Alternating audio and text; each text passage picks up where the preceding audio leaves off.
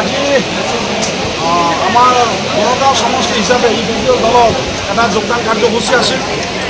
আজি এই যোগদান কাৰ্যসূচীত আমাৰ বনগাঁও সমষ্টিৰ বিভিন্ন গাঁৱৰ পৰা আদিবাসী ৰাইজ আৰু আমাৰ মুছলমান সমাজৰ পৰা বহুখিনি স্থানীয় লিডাৰ, গাঁৱৰ যিবিলাক মুখিয়াল মানুহ সকলোৱে স্বতঃস্ফূৰ্তভাৱে ওলাই আহি আজি ইউপিপিএল দলত যোগদান কৰিছে। তেখেতসকলে কৈছে যে আমি যোৱা 5টা বছৰত আমি শান্তি লাভ কৰিছোঁ। যোৱা 5টা বছৰত আমাৰ কোনো ধৰণৰ ক্ষয়ক্ষতি হোৱা নাই।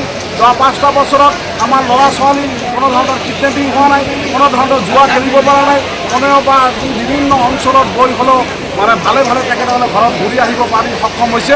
সেইকাৰণে আমাৰ যোৱা 17 বছৰে যি অত্যাচাৰ, যি অন্যায় আমাৰ ওপৰত হ'ল, তাৰে বিপৰীতে আমি যোৱা 5টা বছৰত শান্তি লাভ কৰিছোঁ। সেইকাৰণে আগন্তুক 5 বছৰত আমাৰ প্ৰমোদ ছাৰৰ প্ৰয়োজন আছে, ইউপিপিএল দলৰ প্ৰয়োজন আছে। যাৰ কাৰণে বিভিন্ন গাঁও, বিভিন্ন অঞ্চলৰ পৰা ৰাইজে, বিভিন্ন এলেকাৰ মুখিয়াল মানুহবোৰ স্বতঃস্ফূৰ্তভাৱে ওলাই আহি আজি আমাৰ শিৱসাগৰৰ বাঘগৃহৰ ওচৰতে আমাৰ বনোৱা পেণ্ডেলৰ তলত তেখেতসকলে ইউপিপিএল দলত আজি যোগদান কৰিছে।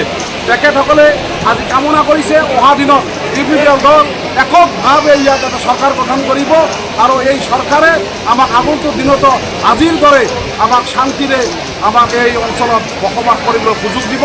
তাৰ কাৰণে সকলোৱে প্ৰমোদ বড়ো জিন্দাবাদ, ইউপিপিএল জিন্দাবাদ, অবিৰাম প্ৰমোদ জিন্দাবাদ বুলি ধ্বনি দি আজি উত্তাল কৰিছে এই অঞ্চল। তেখেতসকলে আজিয়ে কৈছে যে আজিৰ পৰা আমি এই বনগাঁৱৰ পৰা বিপিএফক বিদায় দিলোঁ আৰু আমি প্ৰমোদ বড়ো ছাৰ ইউপিপিএল দলক আদৰণি জনাই আমাৰ দল ইয়াত জিকিব, এই স্লোগানেৰে তেওঁলোকে আজি অংশগ্ৰহণ কৰিছে। ধন্যবাদ।